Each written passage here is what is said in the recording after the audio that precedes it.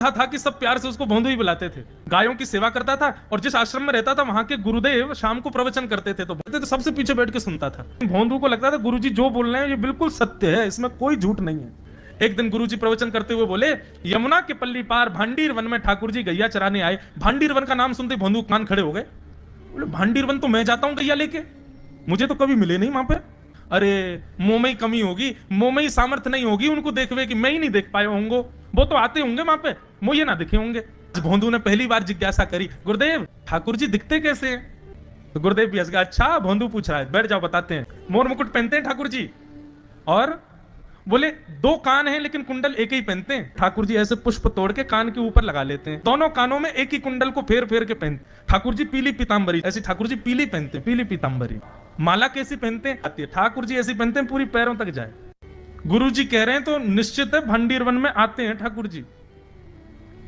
भोंदू अपनी गैया लेकर के भांडीर वन पहुंच गया। गैया चल रही थी, अब भोंदू ढूंढ रहा है, कभी वृक्ष के नीचे जाके देखे, कभी कहीं देखे, कभी ढूंढे कहीं से चंदन की सुगंधी आ जाए। गुरुजी बता रहे थे उनमें से चंदन की सुगंधी आती है, क्या पता कन्हैया यहीं कहीं हो।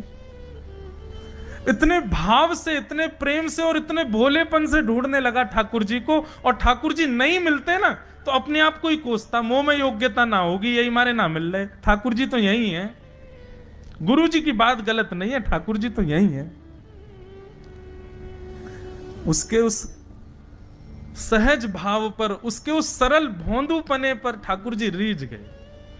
और इतने में ही भोंदू हताश निराश उदास बैठा था, खुद को कोस रहा था, मुंह में योग्यता ना है, मुंह ठाकुर जी मिलना है रहे। इतने में ही देखा सामने से असंख्य गायों का झुंड आ रहा है। तभी देख रहा है भोंदू पीतांबरी पहनी है, गले में वैजंती माला धारण की है, सिर पर पाग पहनी है, एक कान में कुंडल है, मंद मंद मुस्कुरा करके दतुइयां दिखा रहे हैं, कटाक्ष नेत्रों से कभी इधर देख रहे हैं कभी उधर देख रहे हैं, अपनी वेणु को कमर में कस करके गैयाओं के गले में गलवैयां डाल करके श्याम सुंदर भोंदू की तरफ चलते भय आ रहे हैं। ये दृश्य देख करके हाथ पांव कांपने लगे भोंदू के। उसको लगा मेरे पास तो आएंगे ही नहीं है, वहीं से मुड़ जाएंगे, अब मैं उनके पास जाके उनको असहज नहीं करूंगा, यहीं से देख लूं, यहीं से प्रणाम कर लूं।